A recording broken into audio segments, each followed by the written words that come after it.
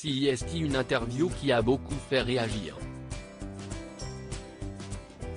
Ce mardi 21 mars, la chaîne d'information BFM TV a révélé les images de l'échange que ces journalistes ont eu avec Devrim, le petit garçon de 6 ans présent dans la voiture que Pierre Palmade a percuté avec son véhicule le 10 février dernier. On y découvre le bambin, le corps pris dans un corset serré pour panser ses fractures, racontant son nouveau quotidien depuis l'accident, notamment au sein de son école ou à son domicile. Mais ce témoignage est loin d'avoir fait l'unanimité.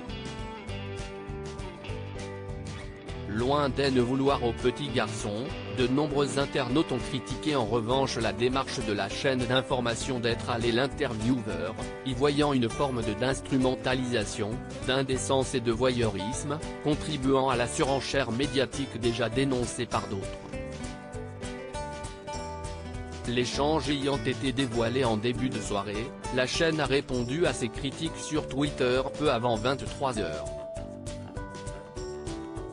En réponse au tweet initial annonçant ce document, BFM TV a expliqué que l'interview s'est déroulée dans les règles, avec l'accord explicite des deux parents du petit garçon, qui ont même souhaité que le visage de leur enfant ne soit pas flouté.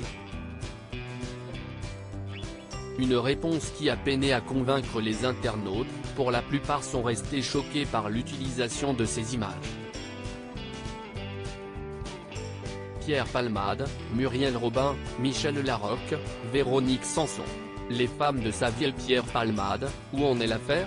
Depuis le 14 mars dernier, l'humoriste qui était jusque-là hospitalisé mais sous le régime de la détention provisoire est repassé sous celui de la liberté conditionnelle.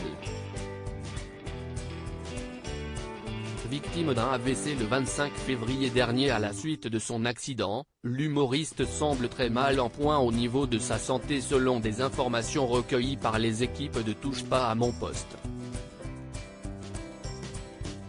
Cette décision de remise en liberté conditionnelle de la justice n'a d'ailleurs pas été bien reçue par la famille des victimes de l'accident, qui considère que l'humoriste devrait recevoir ses soins en prison plutôt qu'au sein de l'hôpital. Pendant ce temps, les investigations autour de cette affaire se poursuivent, en attendant qu'un jugement ait lieu. Crédit photo, capture écran BFM Télévision.